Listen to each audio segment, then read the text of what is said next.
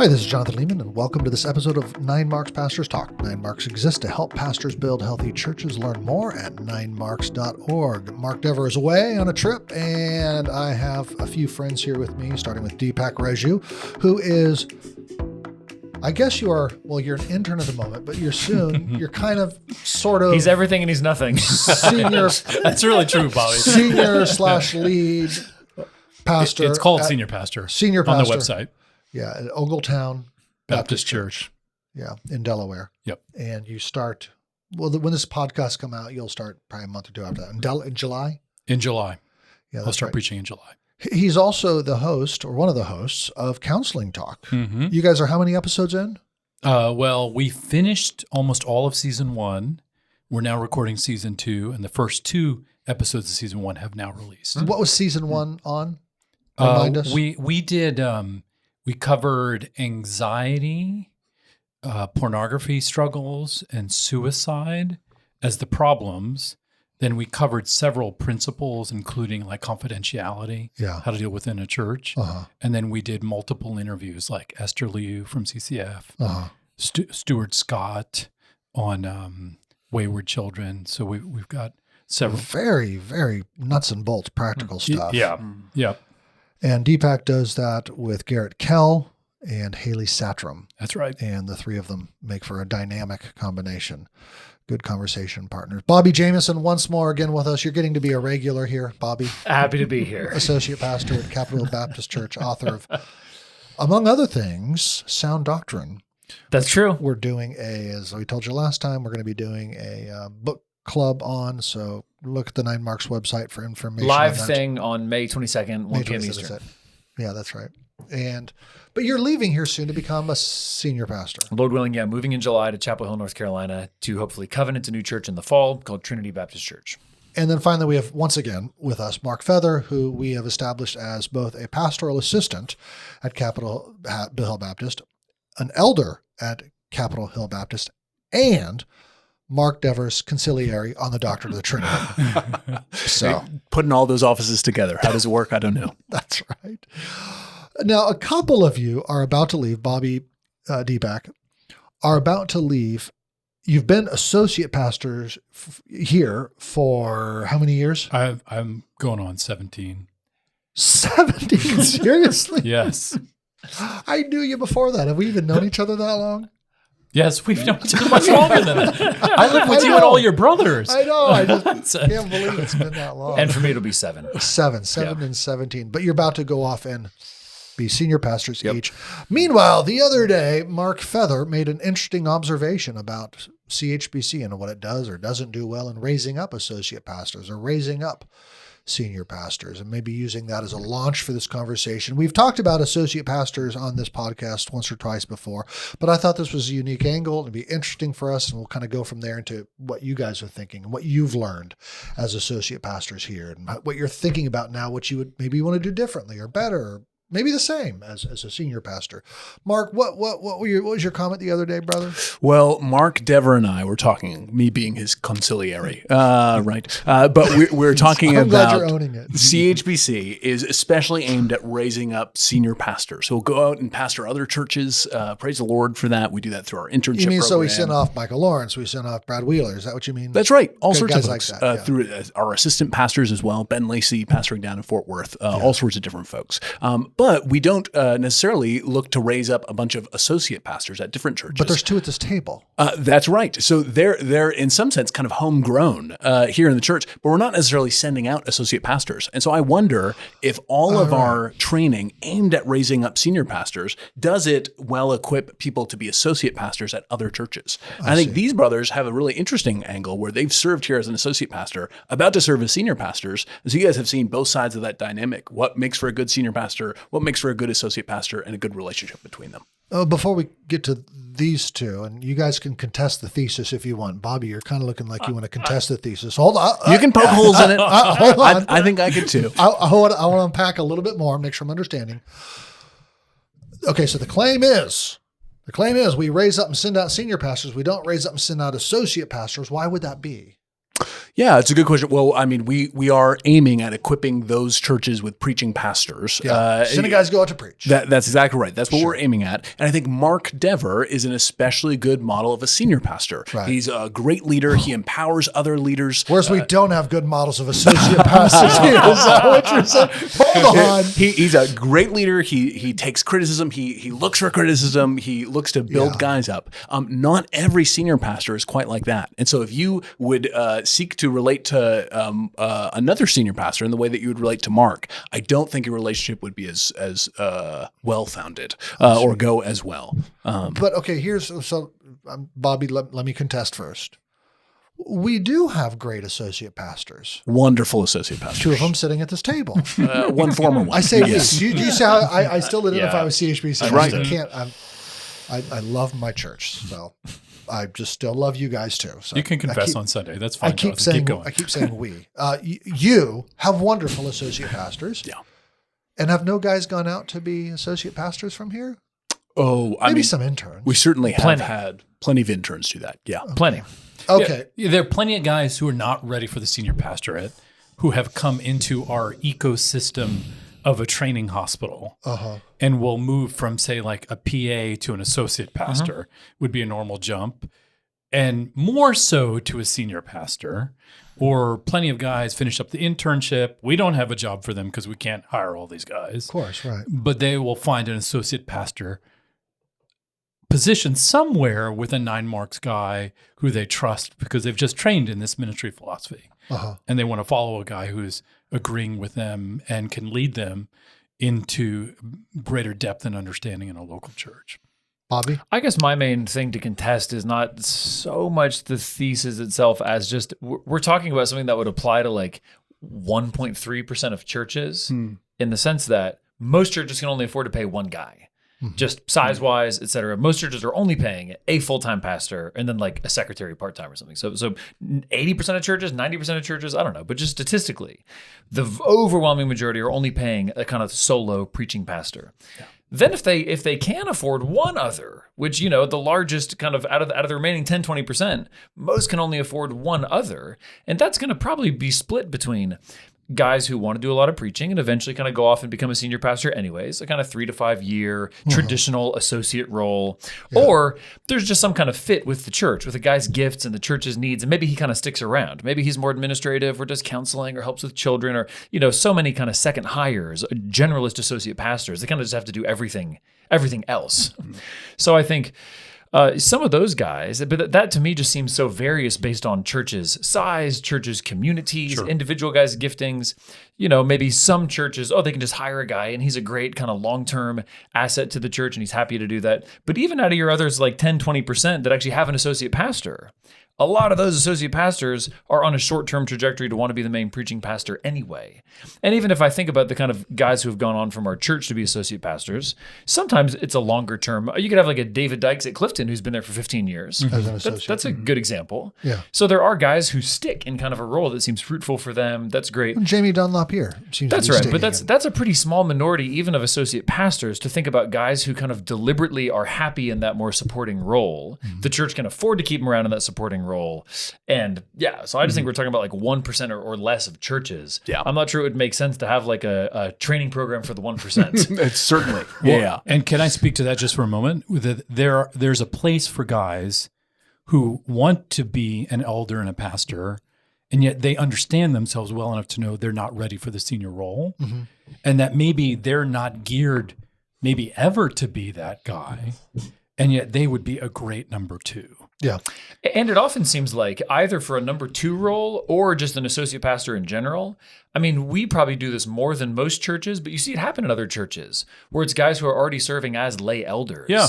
Who are then there's a need, the church is growing, they might have a certain gift that fits with that, and you kind of grab a lay elder, turn him into an associate pastor. That just kind of happens organically. Well, that happened at CHBC, certainly. It happens over and over again. It happens at CHBC. And I think we're a little bit unique in that, but you hear of it happening elsewhere too. See, I'm a little more sympathetic with Mark's thesis insofar as I have the opportunity to go visit a lot of different churches, and I know you guys brothers to some measure do as well. And I find myself speaking with a lot of these associate pastors who don't ever want to preach full time. And that's the guy. Literally- That's the guy I'm thinking of. Literally last week, I had lunch had sushi with a brother who, was saved out of the kind of the business world, or he was a businessman, not saved out of that world. You know what I mean? and decided to become a pastor, but he doesn't really want to preach. But he's an awesome, executive guy. Mm-hmm. And I just feel like I meet men like this again and again who have a life vision for continuing to serve the church in an associate capacity, but not as the week-to-week preacher. Well, and that's gold if you can get it and they stick around, especially. Yeah. I mean, you're used to 3 to 5 years. They move on because from the beginning, they're desiring one day to become the senior pastor versus a long-term vision for an associate who's willing to stay with you and create further stability in the church is a real gift. I agree. That's excellent for the church. And if there's a guy who has that vision for it, it's excellent for him. Yeah. I think when I'm kind of mentoring guys, and there's been a number of them who they fit that bill, I tend to kind of warn them based on the sort of statistical and economic realities for churches. Most churches can only hire one guy. Most churches, if they're hiring another guy, it might be another kind of preacher, all-around guy. So if you have some real specific area of service you want to kind of focus on, like counseling or more administration, it might not even be that a church, that would be their second hire. That might not be a great fit with kind of your sense of gifting. So for some of those guys, I kind of advise them, your default posture might be pursue being a lay elder in a church, stay in your job, stay put in a church for a long time. And if, whether in that local church or some other like-minded church, if a position kind of opens up, praise God, great. But more of that specialization, it just isn't necessarily a career path. So, it Bobby, isn't as viable an aspiration. You are actively discouraging the promotion of a vision, developing a vision and discipling guys towards associate pastor type roles. Mark's more open to it. Deepak's more open to it. I suppose. Am I accurate in my assessment? That's a slight exaggeration. But that's how. I just want to be realistic. So a guy told me, he would love to have a ministry like Jamie Dunlop. And I just said, Jamie Dunlop is not a career path. In the sense that, But he's a great man, good friend, good father. Jamie's a wonderful brother and an amazing career pastor of path. our church. But Jamie, You're not as talented as Jamie. Well, frankly, I mean, part of what makes Jamie is that combination of character, gifting, and these talents that he's cultivated from his training, his business background, all this kind of stuff that helps Jamie serve in this very multi-talented kind of way. The more a guy is like Jamie, and I mean this very sincerely, in terms of the godliness, gifting, and that kind of like multi-talented finance, organization, nonprofit, all this kind of stuff. But he can also preach the Bible. But he can also teach the Bible really well. And Jamie's continued to grow in that over the years. I guess the more he's like that, the more appealing he may well be to a church, and the more that a church is kind of in a position to hire like that, they'd kind of go after him. But it's not like there's just this world out there where, there's thousands of churches that need that kind of person. Okay, I'm going to propose something. I'm going to call it the junk drawer pastor. Junk drawer pastor? Yes, this is a term a friend gave to me. Why don't you just call it pastor of everything? Okay, pastor of everything. That's kinder. But most associate We all have a junk pastors, drawer. Everybody knows what junk drawers are great. I've got so many of them. most associate pastors feel like the junk drawer pastor. And that means if you move into that role in most of these smaller sized churches, you can't specialize. That's You're right. picking up everything that the senior pastor doesn't have time to handle. And be willing to pick that up with a happy attitude, with a godliness, knowing that your main job is to come behind that main guy so he can be focused on the preaching of the word and leading forward that church. And so you're trying to be fruitful in many areas because the church needs it. Hence my nickname, Junk Drawer Pastor. Agree with Deepak 100%. And in that sense, if you have a more specialized or narrowly defined kind of thing you'd like to do, that might be a portion of that junk drawer, a pastor of everything role. But you're not going to get to specialize, to any great extent. It might be over time. You help develop, raise up leaders, deacons. If the church can have other staff where you can offload certain things, you're equipping people to do maybe some of it. And over time, you might be able to offload some of the junk drawer aspects to other people who are gifted, who are happily serve in those ways. But you might be picking up a lot of messes from the senior pastor and just from the life of the church for a long time. Well, and smaller churches, because I grew up in a church of 80 to 100 people, the junk drawer pastor, or the CHPC terminology would be a generalist, is doing everything from, he's actually making the bulletins on Sunday because there is nobody else to do it. And somebody else has to get those copies done. 2, then doing youth ministry on Wednesday or Friday night. He's just covering the whole gamut because there's a godly man who needs to care about these things. So you need a generalist mindset to be an associate pastor and be willing to cover all kinds of areas that the church just needs. Yeah, I'm sure that's true to some measure.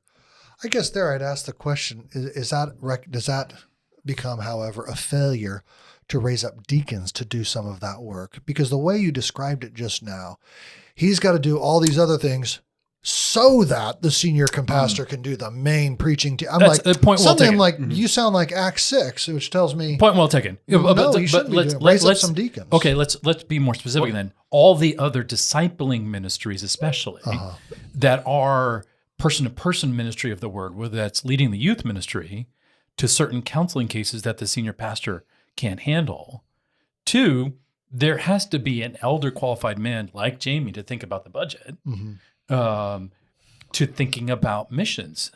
There's lots of areas that still elder qualified men are leading in that the senior pastor doesn't have time.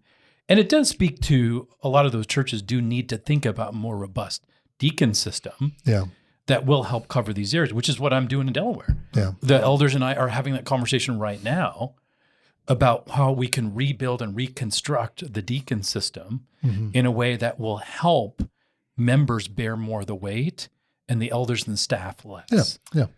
Now, Jonathan, I do think on the positive side, if a church has the financial ability to bring a guy on that's just more proactive, pastoral care, teaching, kind of like set them loose, I mean, that's a wonderful thing.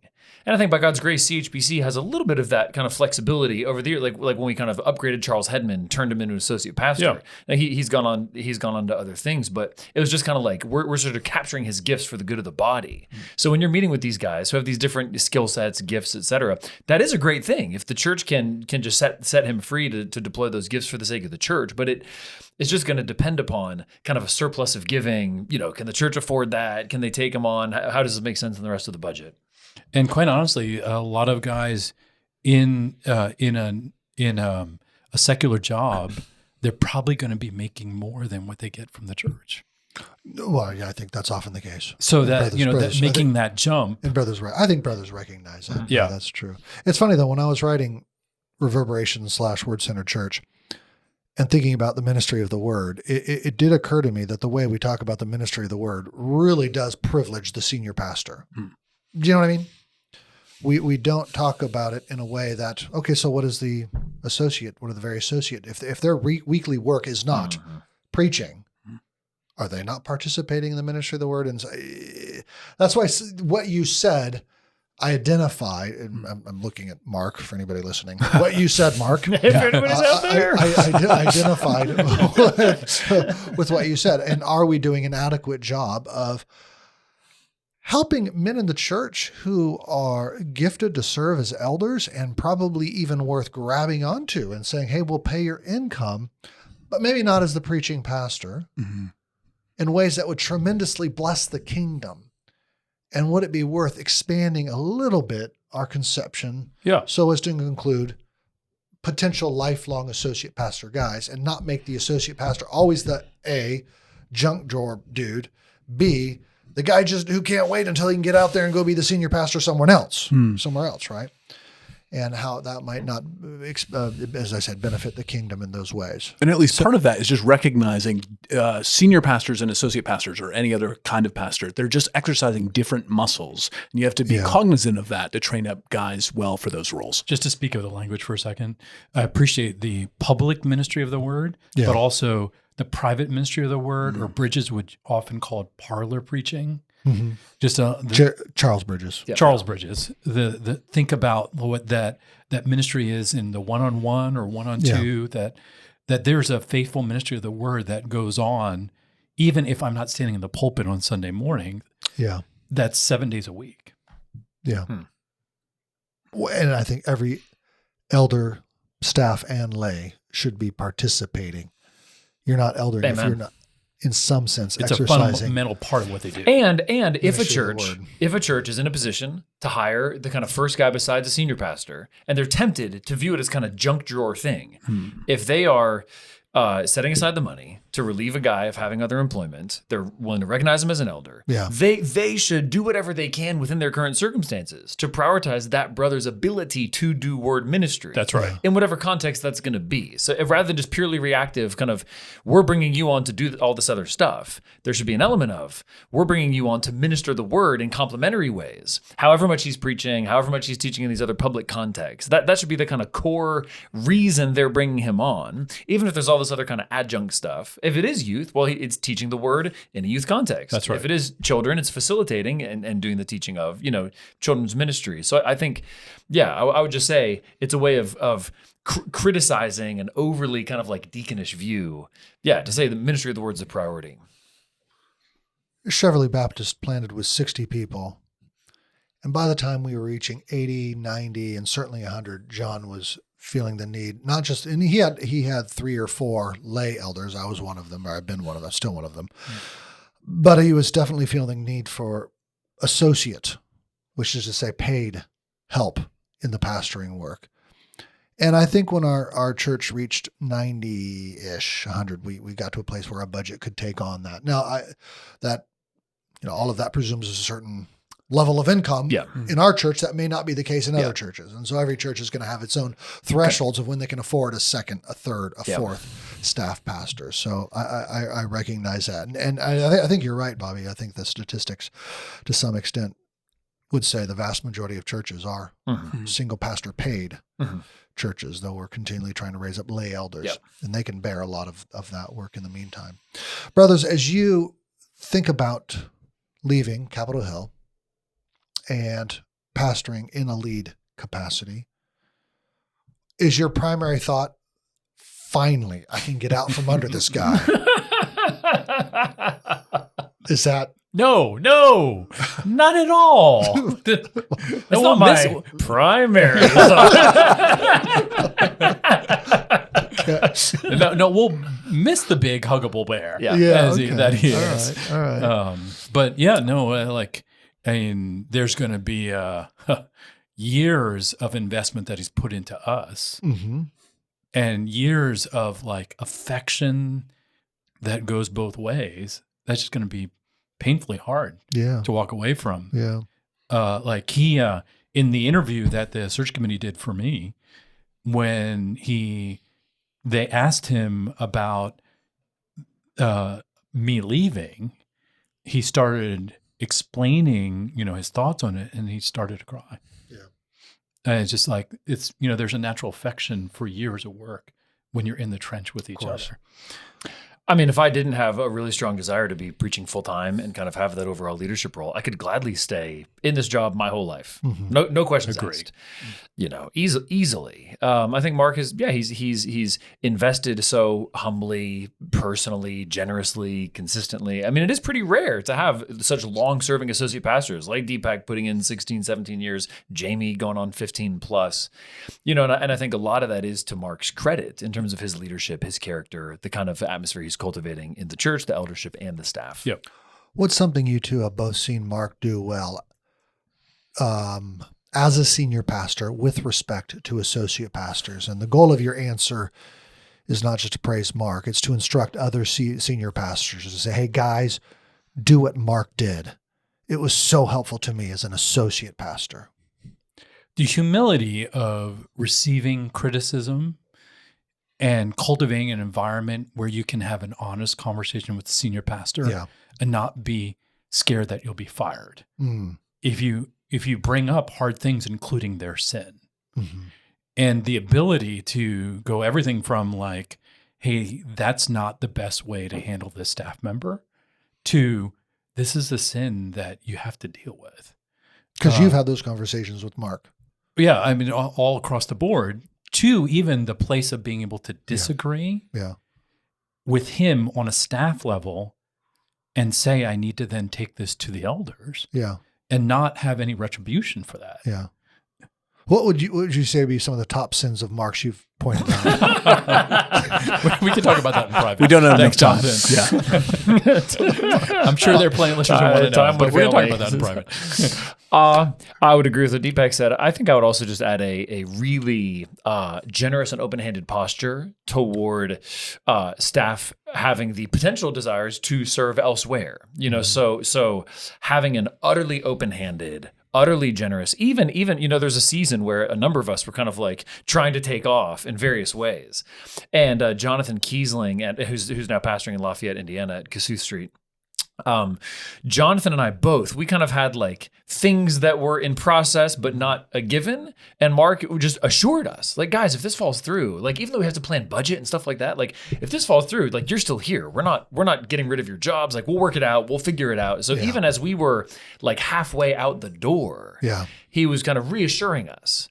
And I think that's just it speaks to his open-handedness, his generosity, and that he's caring about the person. It's not like, oh, you are now off the program, and so you're just kind of dead to us and you need to move on. It's, he's thinking, well, what happens if Kossuth doesn't call Jonathan? What happens if Bobby's plant doesn't come together and he kind of pulls back and decides to pursue something else? There's still that kind of commitment to care. Yeah, that is much more fundamental than than the agenda for the church or what he's kind of planning about how to do staffing after that. So that's just one example of Mark and his kind of he has a very principled refusal to kind of lean on personal loyalty or play the kind of like, what about the church card? What about me card? He just does not play that card in terms of letting people freely pursue how they think they could use their gifts and what they want to do. I've seen that commitment to personal care. The second thing. Again and again at 9 Marks even, right? Or he and I are talking through some issue and some person. He clearly prioritizes the person. So we were dealing with, say, a 9 Marks contractor and whether or not we'd have the money to forward the contractor and the different things. And I said, what do you think, Mark? And he's like, I talked to him. I said, well, what'd you guys decide? He's like, I know, we didn't really get to any of that. I was just making sure he was okay and checking in on him. And I'm like, that's great and all, but we got to make a decision, But that sort of thing is typical, right? And I see that again and again. Mark Feather, you are a close observer of the CHBC elders and staff. You're around, you're on staff, you're a pastoral assistant. And in addition to being Mark Dever's conciliary on the doctrine of the Trinity, you have many insightful things to say often. What have you observed in the relationship between senior and associate pastors at CHBC? Any interesting observations from you on that dynamic? Nothing may come to mind. Just suddenly I thought he might have seen something. Yeah, I mean, as is true in the whole of the Christian life, humility blesses everything. And for associates and seniors, it just looks different.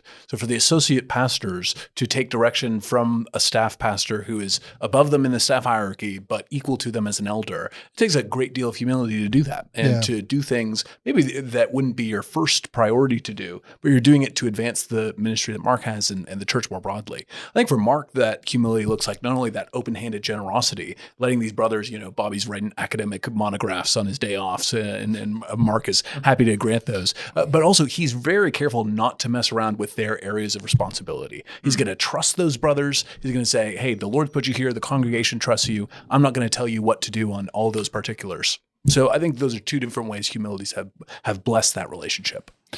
He's a stickler, from what I can tell, for you being at certain things on time. But other than that, he's not a micromanager, is my impression. I think that's fair to say. Yeah, and it's funny. I was thinking about the scheduling thing because that is one place where Mark is like all the way over on the lever of he sets the schedule. If it's a required meeting, everyone must be there, period, and no exceptions unless it's like, an emergency or a family thing or, so. And I know some senior pastors who work with other like full-time staff members who are totally open-handed, like not sort of insisting at all that anybody be at anything. And of course, there's limits to that. And as you grow, you have to decide, are we going to have a staff meeting, et cetera. But yeah, Mark is a stickler about if he calls a meeting, whoever's supposed to be there must be there on time, et cetera. Yeah, and then outside of that, he is very far from micromanaging. You back to the question of confronting. How can an associate pastor confront his senior pastor and provide feedback in a way that's respectful and helpful? Well, you can't if the senior pastor has not shown a disposition To receive it. to receive it. Yeah, true. So some guys will get fired if they try to do this. But if you find that the senior pastor is someone who's willing to receive correction, who demonstrates humility consistently across the way he lives, both in his role, in his personal interactions with you, in the way he treats the elders overall, then being able to have an honest conversation in private out of respect for him would be the first so thing. my question is the how. Number one, in private. In private. Like I don't want to ever denigrate him in front of any other staff. And so my first goal is to just find him. And, at this point, I mean, I came in as a young duckling years ago.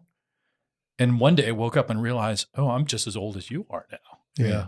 I've got kids coming out of the home in college, but he's an empty nester. But we finally got to a place where I thought, all right, you've been a friend for decades. I need to talk to you as a close friend now, not just a boss. Yeah, right. I need to talk to you as a sinner who needs grace, not just the senior pastor. I need to talk to you as if you understanding your own sin at this moment is a part of us moving forward in the kingdom. Yeah.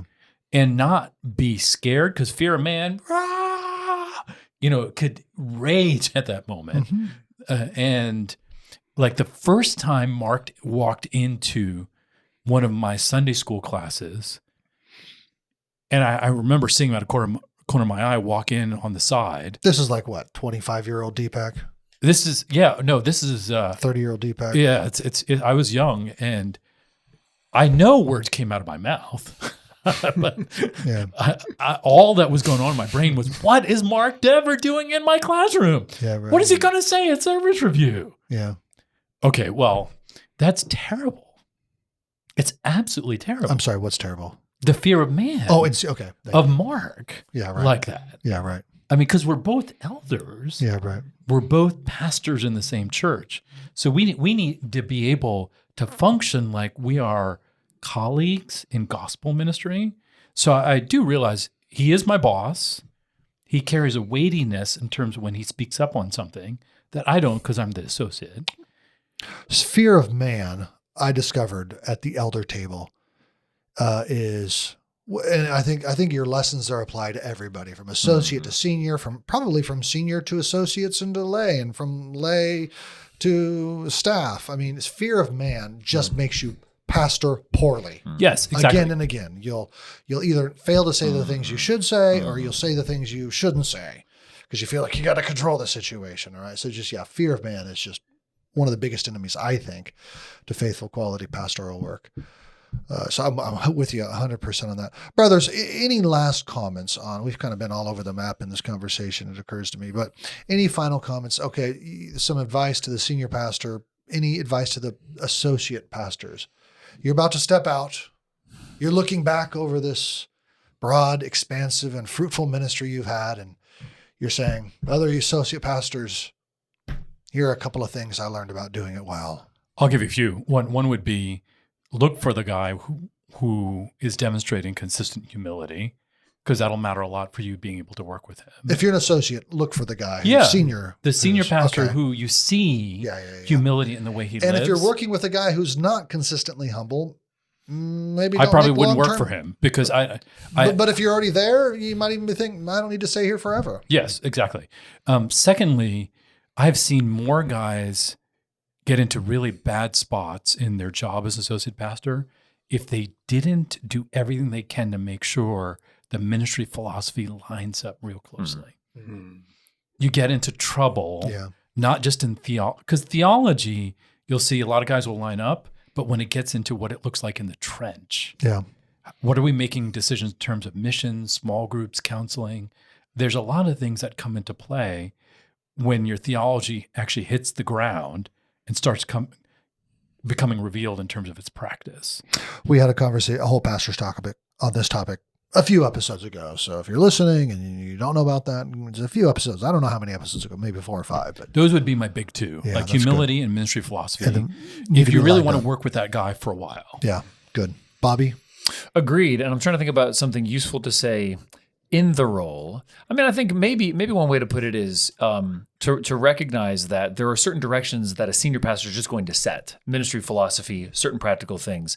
And I think as an associate pastor, there is a balance of just submitting to those things, whatever they are, kind of practically that the senior pastor sets up, or that the elders as a whole that you're submitting to, you're one of the elders, you're submitting to the elders. But I think also you can have as an associate pastor, while you're submitting both to the senior pastor and the elders as a whole, I think it can also be a good school for growing in kind of pastoral leadership, finding ways to take initiative, finding ways to take ownership of the whole thing, finding ways to help. How can I contribute to the health of this whole church from my kind of perch here? It's not as obvious as if you're the main preacher and you're kind of in charge, but I think our own associate pastors do a great job of this. I think Jamie does this in so many ways. Nick Gardner, who's just starting off, is already doing this. So I would just say, how can you take ownership of the whole? And there's a certain humility. You're not identified with the church in the same way the senior pastor is. Just colloquially, right? It's not your church in that same sense, the way we kind of talk. People, yeah. And kind of common speech. But yeah, how can you have the humility to try to just contribute whatever gifts God has given you to blessing this whole congregation? Amen. Conciliary, any final comments? I don't think much to add to those. I think wonderful things. Guys, thanks for your time. Glad to do. Thanks, man.